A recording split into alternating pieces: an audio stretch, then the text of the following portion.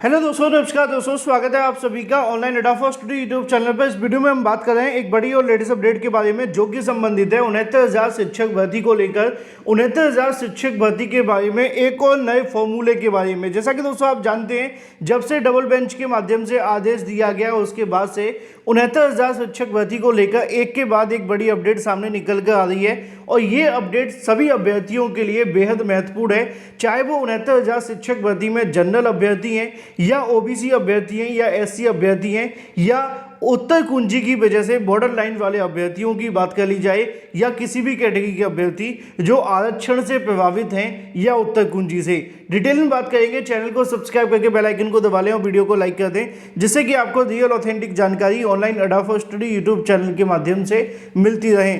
जैसा कि सरकार के माध्यम से जानकारी दी गई थी कि वो 69,000 शिक्षक भर्ती को लेकर आरक्षण के विवाद को पूरे तरीके से खत्म करने की कोशिश कर रहे हैं, और उनकी कोशिश ये है कि इस बार जो भी किया जाए वो फाइनल हो, जिससे कि बार बार जो आरक्षण की वजह से 69,000 शिक्षक भर्ती के अंदर सरकार की कह सकते हैं कि बेइज्जती हो रही है। क्योंकि सरकार ने कहा था कि 69,000 में कोई घोटाला नहीं हुआ, लेकिन अब घोटाले खुलने लगे हैं। तो सरकार कहीं ना कहीं इस बेइज्जती से बचने के लिए पूरी कोशिश कर रही है कि 69,000 शिक्षक भर्ती के मुद्दे को फाइनल तौर पे ख़त्म कर दिया जाए। अब आपको बताएं कि 69,000 शिक्षक भर्ती के अंदर 4 अलग अलग तरह के अभ्यर्थी हैं जो कि इस मामले से संबंधित हैं। एक तो वो अभ्यर्थी हैं जो 6,800 की चयन सूची को लेकर लगातार धरना प्रदर्शन करते थे और मांग करते थे कि इनको नौकरी दे दी जाए।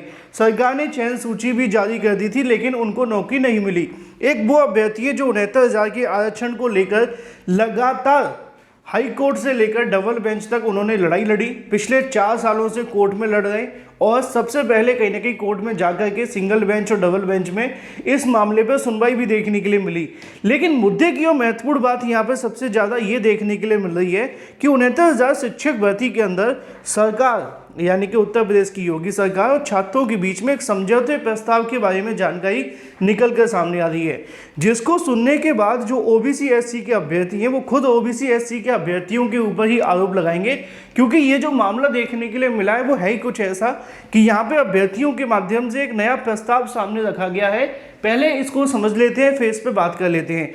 क्योंकि सरकार ने कहा था कि 69,000 के अंदर जो अभ्यर्थी प्रभावित है, किसी के साथ अन्याय नहीं होगा, चाहे वो चयनित है या अचयनित, सभी को कहीं ना कहीं यहाँ से कह सकते हैं कि संतुष्ट करने की कोशिश उनके माध्यम से की जा रही थी। लेकिन एक बड़ी अपडेट सामने देखने के लिए मिली है कि 69,000 शिक्षक भर्ती में जो आरक्षण का विवाद हुआ है, सरकार ने इस बात को कंसीडर किया था पहले ही कि 6,800 का घोटाला हुआ है। लेकिन यहाँ पे अगर बात की जाए तो 4,000 सीटों के बारे में एक नई जानकारी निकलकर सामने आ रही है, और ये जानकारी किसी और ने नहीं, खुद अभ्यर्थियों के माध्यम से दी गई है।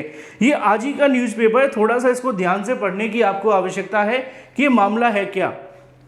असल में यहाँ पर लिखा हुआ है कि 4,000 याचिकाकर्ताओं के समायोजन का प्रस्ताव, यानी कि 69,000 शिक्षक भर्ती में जो आरक्षण का विवाद हुआ है, जिसको लेकर अभ्यर्थी कोर्ट के अंदर लगातार लड़ाई लड़ रहे थे, मांग कर रहे थे, उनके माध्यम से 69,000 शिक्षक भर्ती को हाई कोर्ट में चुनौती देने वाले आरक्षित वर्ग के अभ्यर्थियों ने प्रदेश सरकार व शिक्षा विभाग के अफसरों को, यानी कि यूपी सरकार को और बेसिक शिक्षा विभाग के अधिकारियों को पत्र भेजकर समझौता करने की पहल की है। यानी कि इस मामले पर जो ओबीसी एससी के अभ्यर्थी हैं, उन्होंने इस मामले पर एक समझौता करने का प्रयास किया है।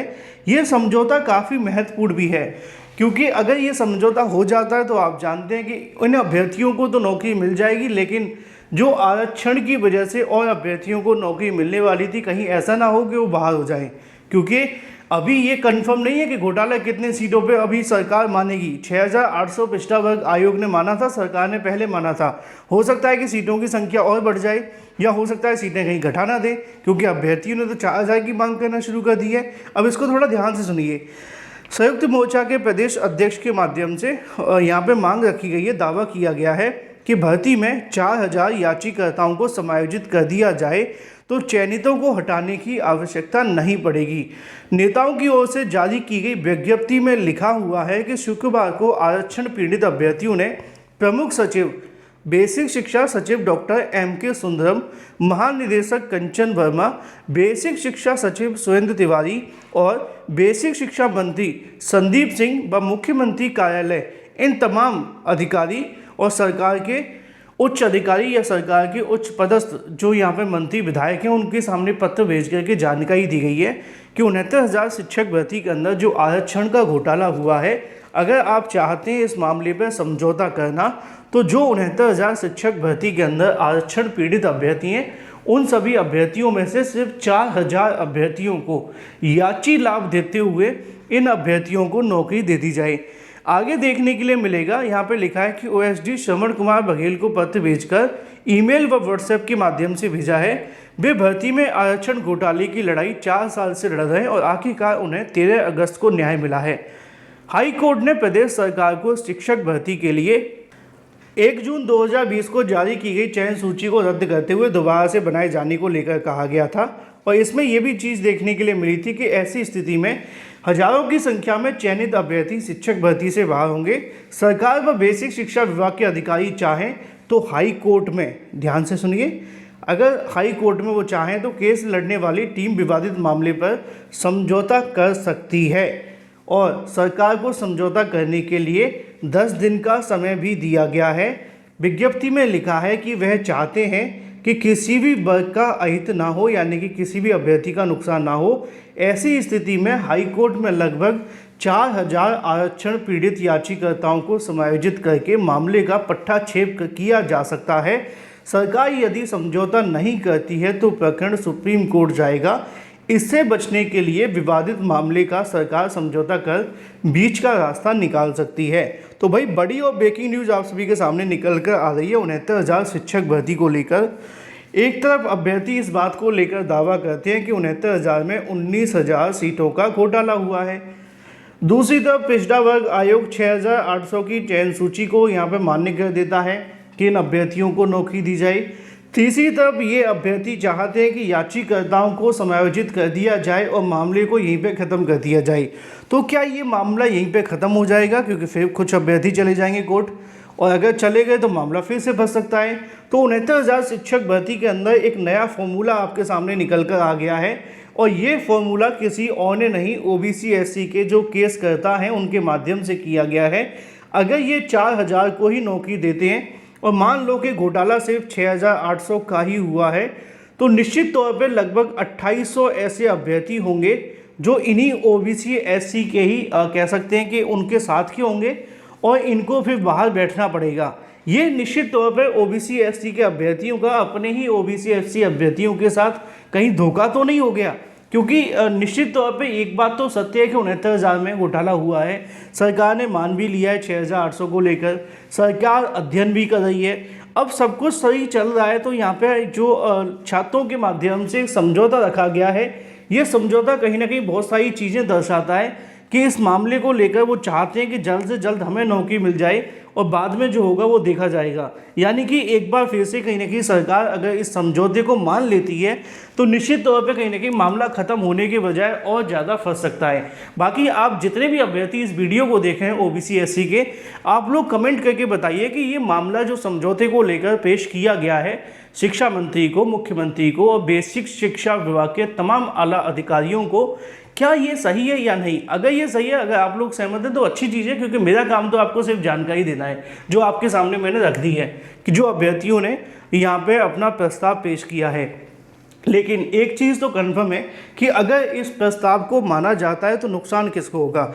इस प्रस्ताव को माने जाने से सबसे बड़ा जो नुकसान होगा वो ओबीसी एससी के उन अभ्यर्थियों को होगा जो इसके अंदर कह सकते हैं कि 4,000 में जिनको नौकरी मिल जाएगी वो तो सेफ है, लेकिन जो और चयनित हो सकते हैं वो सीधे तौर पे उनको नौकरी के जो रास्ते हैं वो सीधे तौर पे बंद हो जाएंगे खुद ओबीसी एससी के। ठीक है, कुछ ऐसे अभ्यर्थी भी हैं जो पीएच कैटेगरी से आते हैं, मैंने बताया भी है कि उनके भी आरक्षण का विवाद है। उन्होंने भी कहा है कि हमें सिर्फ 3% आरक्षण मिला है, जबकि संविधान के नियम के अनुसार जो संशोधन किया गया था 4% होना चाहिए था। तो उनको भी कहीं ना कहीं झटका लगेगा। झटका तो उन अभ्यर्थियों को भी लग जाएगा जो उत्तर कुंजी को लेकर बैठे हुए हैं, क्योंकि मैंने आपको बताया था कि बेसिक शिक्षा विभाग के माध्यम से इस बार कोशिश की जा रही है कि उत्तर कुंजी के मामले को भी ख़त्म कर दिया जाए, क्योंकि इस पर भी बहुत सारी याचिकाएं हाई कोर्ट से लेकर सुप्रीम कोर्ट तक लगी हुई हैं और सरकार चाह रही है कि इस बार 69,000 को कुछ ऐसा किया जाए जिससे कि पूरा मामला ख़त्म हो जाए। कहीं ऐसा ना हो कि बेसिक शिक्षा विभाग के अधिकारी इस प्रस्ताव को मंजूरी दे दें और सरकार के सामने पेश कर दें, तो छोटे से पदों के अंदर कम से कम पदों में उनका विवाद भी खत्म हो जाएगा। लेकिन विवाद हमेशा के लिए ख़त्म तो नहीं होगा, ये सत्य है। लेकिन अब सरकार क्या करेगी ये कहना मुश्किल है, क्योंकि आप जानते हैं कि उत्तर प्रदेश के बेसिक शिक्षा विभाग के अधिकारी हैं जिन्होंने 69,000 की इतनी ज़्यादा खिचड़ी बनाई है। अगर ये चाहते तो एक दिन पहले कट ऑफ लगा देते परीक्षा से, तो इतना विवाद नहीं होता, सत्य है।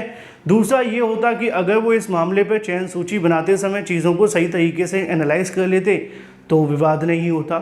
तीसरा ये होता कि उत्तर कुंजी को लेकर जिनको नौकरियां देनी थी उस समय दे देते, दिक्कत नहीं होती। आरक्षण को सही तरीके से फॉलो करते तो ऐसा नहीं होता।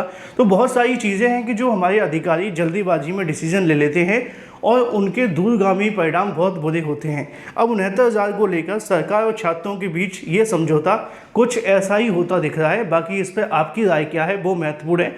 और अभी हालांकि सरकार ने इसको लेकर कुछ कहा नहीं है, 10 दिनों के अंदर इस पर उनका जवाब देखने के लिए मिल सकता है, आता है या नहीं। लेकिन अगर इस पर जवाब आया तो बड़े अभ्यर्थियों को बड़ी संख्या में झटका लगेगा, चाहे वो ओबीसी एससी हो या उत्तर कुंजी। Thank you for watching this video.